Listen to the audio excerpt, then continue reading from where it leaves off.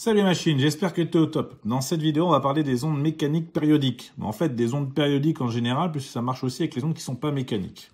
On va d'abord parler de la périodicité temporelle, puis de la périodicité spatiale. En fait, j'ai écrit deux fois la même chose. On va d'abord parler de la périodicité temporelle, puis de la périodicité spatiale, et on finira par les ondes sinusoïdales.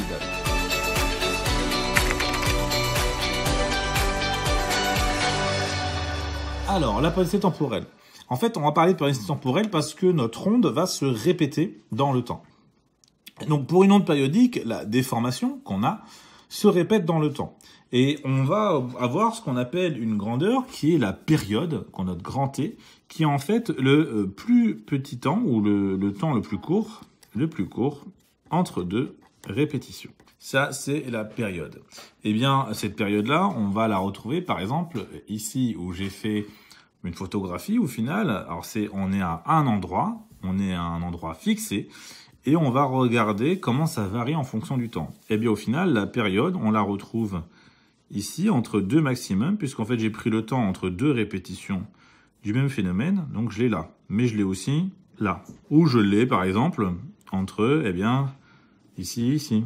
Je repère deux phénomènes identiques et je retrouve ma période. La fréquence, elle, c'est bien le nombre de répétitions qu'on va avoir en une seconde. Et donc, comme la période, c'est le temps qu'il y a entre deux répétitions, le nombre de répétitions est lié à la période par F est égal à 1 sur grand T.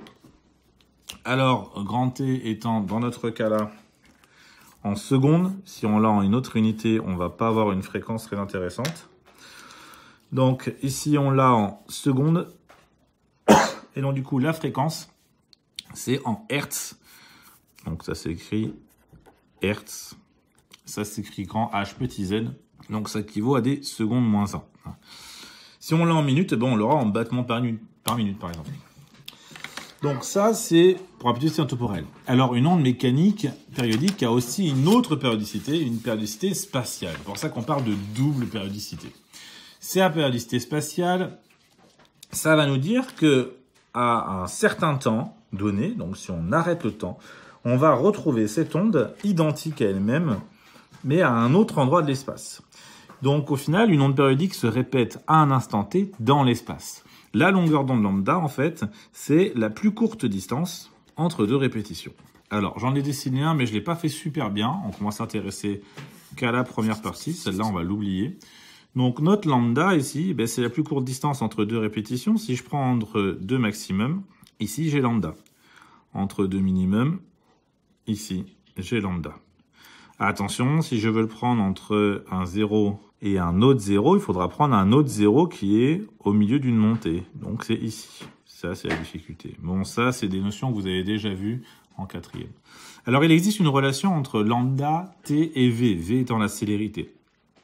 Parce qu'au final, durant la période t, l'onde va parcourir la longueur lambda, la longueur d'onde lambda. Donc, comme durant la période t, l'onde va parcourir une longueur lambda, on a la période, la durée, et la longueur, la distance parcourue. Et donc, du coup, v est égal à lambda sur t. Ça nous sera utile, notamment quand on aura les ondes électromagnétiques. Et enfin, donc, certaines ondes ont une forme particulière, celle que j'ai essayé de faire un peu plus haut. C'est ce qu'on appelle les ondes sinusoïdales. Une onde est sinusoïdale, en fait, lorsque l'élongation est une fonction sinusoïdale du temps, c'est-à-dire une fonction sinus ou cosinus. La caractéristique d'une onde sinusoïdale, ça va être à la fois son amplitude, son élongation, et sa période.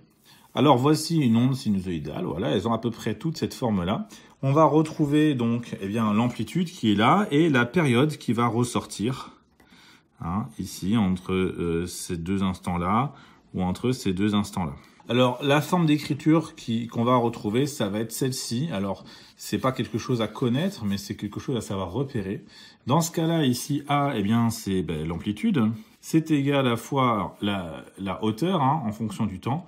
C'est l'amplitude de base, ou l'amplitude maximum, on va dire, multiplié par cos fois, alors le cosinus de 2pi sur t, t étant la période, fois t, donc le temps, plus phi qui est la phase.